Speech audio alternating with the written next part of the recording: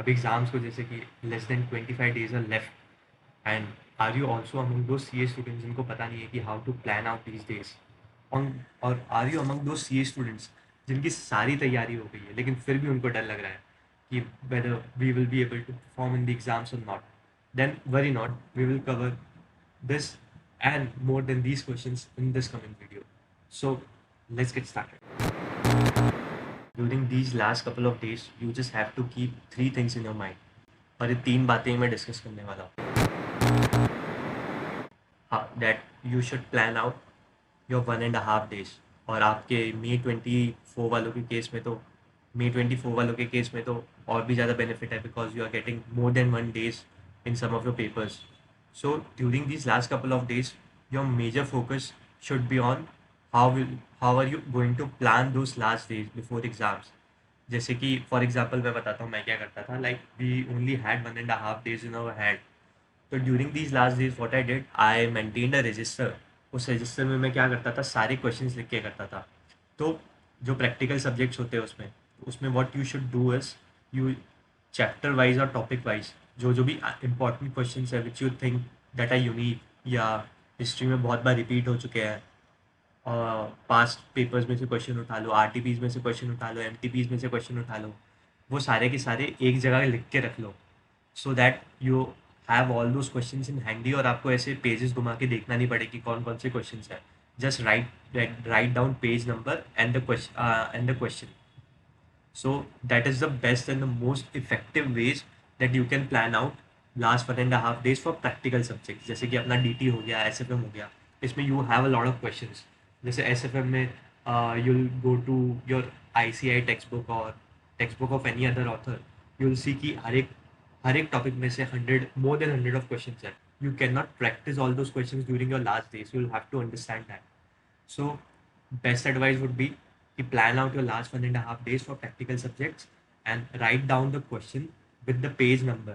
Page number और question दोनों लिख के रखो कि ये वाले पेज नंबर से मेरे को ये सारे क्वेश्चंस करने हैं लास्ट डेज में, देख के जाने हैं, कैलकुलेटर से सॉल्व करने हैं. So this is for the practical subject. And for theoretical subjects I would say कि this is not the time that you recall each and every line कि इस टॉपिक के अंदर ये लाइन क्या थी, वो लाइन क्या थी. Just try to recall those pointers.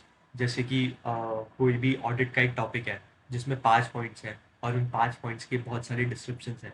So it's better कि you just recall those bullet pointers rather than recalling the whole paragraphs. क्योंकि अगर आपने अंडरस्टैंडिंग लेके कोई सब्जेक्ट पढ़ा है तो if you are able to recall those keywords तो बीच के जो जितने भी लाइन्स होते हैं वो तो आप फिगर आउट कर ही लोगे. And it requires just basic grammars. तो बस आपको दो चीज़ें यहाँ पे रिकॉल करने की ट्राई करना है. First is keywords and second is the bullet points of every topic or at least the important topics.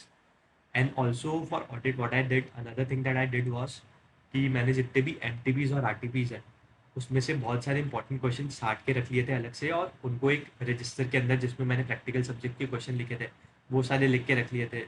और ऑडिट के केस में तो मैंने वन नोट में सारे जो मेरे टीचर के क्वेश्चन बैंक थे उसके हर टॉपिक वाइज मैंने सारे क्वेश्चंस लिख के प्लस पेज नंबर लिख के मैंने रख दिए थे, जिससे कि मेरे को लास्ट के मेरे को 1-2 घंटा एक्स्ट्रा मिल गया था जो 1 डे था. तो उसमें मैंने वो सारे के सारे क्वेश्चंस एक बार देख लिए थे कि मतलब लैंग्वेज कैसे लिखनी है. This is one of the advice कि plan your 1.5 days during these last couple of days. That should be your focus. और अभी तुम्हारा फोकस ये नहीं होना चाहिए कि you are studying new topics. Just plan out your 1.5 days. I know कि बहुत कम डेज बाकी है बट यू नीड कॉन्फिडेंस कि आपने जितना भी पढ़ा है वो आप अच्छे से रेप्लिकेट कर पाओगे नहीं कर पाओगे आंसर शीट में. तो ये फिगर आउट करने का एक बहुत ही इफेक्टिव तरीका है कि यू गिव मॉक टेस्ट.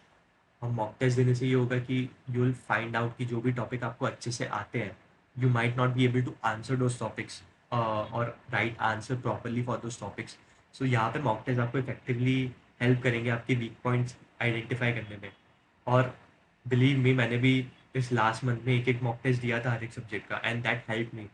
मेरे को बहुत सारे सब्जेक्ट्स थे जैसे DT ऑडिट इन सब में कॉन्फिडेंस नहीं था, लेकिन मैंने जब एक मॉक टेस्ट दिया था तो मेरे को बहुत अच्छा कॉन्फिडेंस आ गया था. हालांकि वो मॉक टेस्ट जो एग्ज़ाम में क्वेश्चन आया था उससे ईजी था बट स्टिल मेरे को ये कॉन्फिडेंस था कि जितना मैं पढ़ के गया हूँ वो तो मैं कुछ भी नहीं करके 5 में से 2 मार्क का तो लिख के आ ही जाऊँगा, देखो इतना कॉन्फिडेंस तो आ ही गया था। And that is one of the benefits of giving mock test. और सीए का कोर्स मेरे को पता है बहुत ज़्यादा है, आप जितना भी पढ़ने जाओगे कुछ ना कुछ तो रह ही जाएगा। सो रैदर देन वेटिंग कि आपका कब कोर्स खत्म हो और मॉक टेस्ट हो, just give yourself some time bracket कि मैं 3 दिन में सब्जेक्ट खत्म करूंगा और जो तीसरा दिन है मैं उसमें मॉक टेस्ट देने बैठूंगा ही बैठूंगा।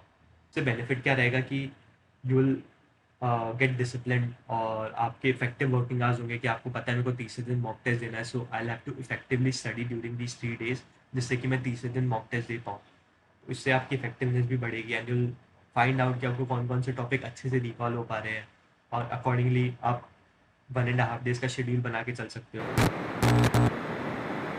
At this point during your preparation journey, it's not about how well are you prepared और आपको कितना प्रोफिशेंसी है हर सब्जेक्ट की। You have to realise that कि जितने भी लोग आपके साथ सी ए फाइनल देने बैठे हैं उन्होंने सी इंटर क्लियर किया है and they have a decent level of IQ। तो ऐसा तो नहीं कि उनकी इंटेलिजेंस में कोई कमी है, बट फिर भी यू सी कि 10% से कम रिजल्ट रहता है। मेरे अटेम्प्ट में 8% रिजल्ट था। So the main reason I think is during these last days, जो लास्ट का 1 महीना रहता है या जो लास्ट के 2-3 हफ्ते रहते हैं, it's more about your mental game कि आप कितना मेंटली स्टेबल रख पाते हो खुद को। अब मेंटल स्टेबिलिटी आपकी दो तरीके से बिगड़ सकती है। इधर you are on the higher side कि आपको लग रहा है कि मेरे को बहुत कुछ आता है, आप ऐसे ही लाइटली पढ़े जा रहे हो, मतलब you are not seriously studying, कि आपको बैक ऑफ द माइंड ये लग रहा है कि मेरे को सब कुछ आता है मैं कर लूँगा, and you are not serious, आपके स्टडिंग आवर्स कम हो गए हैं, आप मतलब सीरियसली लेना बंद कर दिया आपने बेसिकली। सो उसमें क्या हो सकता है कि कभी कभी हम डिटेल्स देखना भूल जाते हैं कि ठीक है आपको टॉपिक तो आता है, but are you able to answer questions. अगर किसी टॉपिक में घुमा फिरा के क्वेश्चन पूछे, और are you able to figure out कि क्वेश्चन क्या पूछ रहा है, क्योंकि हर बार टॉपिक आने से सब कुछ नहीं होता है। So you have to test yourself in every best possible way. उसके लिए आपको मॉक टेस्ट देने पड़ेंगे। अगर आपको सब कुछ आता है तो मॉक टेस्ट देने बैठ जाओ। आई गारंटी यू, मेरे साथ भी ऐसे हुआ था बहुत सारे सब्जेक्ट में कि मेरे को जो सब्जेक्ट बहुत अच्छे से आता था वो मॉक टेस्ट में मैं परफॉर्म ही नहीं कर पाया, क्योंकि कभी कभी मतलब हमको सब कुछ आता है ले तो उसमें हम मॉक टेस्ट लाइटली दे देते हैं। मैंने ये देखा है, डिटेल्स में हम ध्यान नहीं दे पाते कि क्वेश्चन में एक लाइन ऐसी होती है जिससे पूरा सोल्यूशन भी चेंज हो जाता है, तो हम वो एक लाइन कभी कभी मिस कर देते हैं। सो अगर आप ओवर कॉन्फिडेंस होंगे तो आप डिलीजेंटली क्वेश्चन रीड नहीं करोगे, तो आपको अपने बिहेवियर मॉडल्स टेस्ट करने पड़ेंगे कि आर यू ओवर कॉन्फिडेंस तो नहीं आ रहा आपको, या आप अंडर कॉन्फिडेंट तो नहीं हो सकता है आपकी तैयारी हो गई है but you are still worried कि ऐसा तो नहीं है कि मैं लास्ट के डेज में कुछ बूफ अप कर लूँगा या ऐसा कुछ कर लूँगा जिससे कि मेरी पेपर्स में दिक्कत आ जाएगी। तो उसका भी एक ही रास्ता है, मॉक टेस्ट दो। तो मॉक टेस्ट देने से आपका कॉन्फिडेंस लेवल स्टेबल रहता है, इज व्हाट आई थिंक।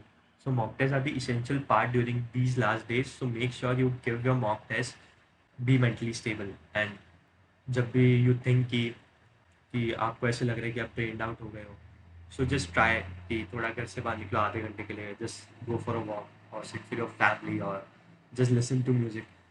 कोई भी ऐसी चीज़ करो जिससे आपको रिलैक्सेशन होता है, but not more than 1 hour और हाफ आवर, क्योंकि ऐसा नहीं हो कि वो रिलैक्सेशन प्लेजर में बदल जाए।